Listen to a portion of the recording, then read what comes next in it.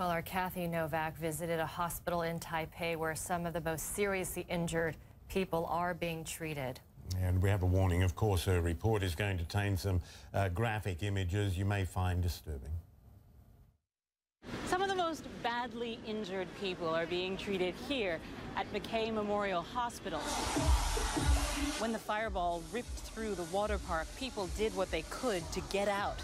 Chaotic scenes as people were dragged out on inflatable pool toys and given first aid while they waited for help to arrive. There weren't enough ambulances for all of the injured. Emergency workers say they believed 200 to 300 people had been hurt. We now know the number is closer to 500. Some had to take taxis to the hospital.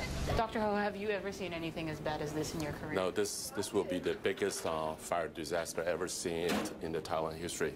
Dr. Charles Ho is the head of the critical care unit here. He says his patients are suffering unique injuries. For those inhale inflammable powder, there's hardly any effective measures that we can do so far.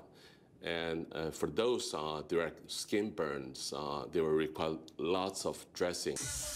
Video posted online by one witness shows the moment that powder was sprayed into the air, sparking a fireball above the crowd of partygoers.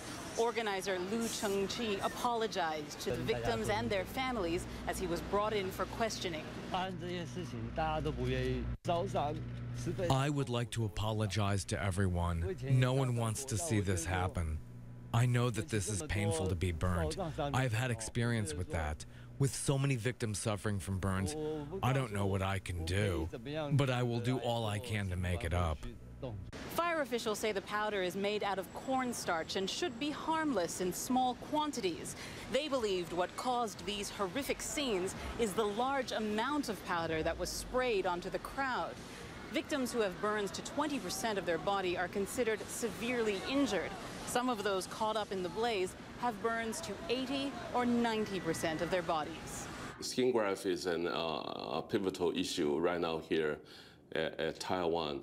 Some of the centers, they have skin grafts in the southern part of Taiwan, so the Department of Health is trying to reallocate those grafts for the initial procedure for these patients to cover their loss of skin. Dr. Ho says because they've lost so much skin, these young people are prone to infection and fluid loss, which could prove deadly. He says the next week or so will be critical.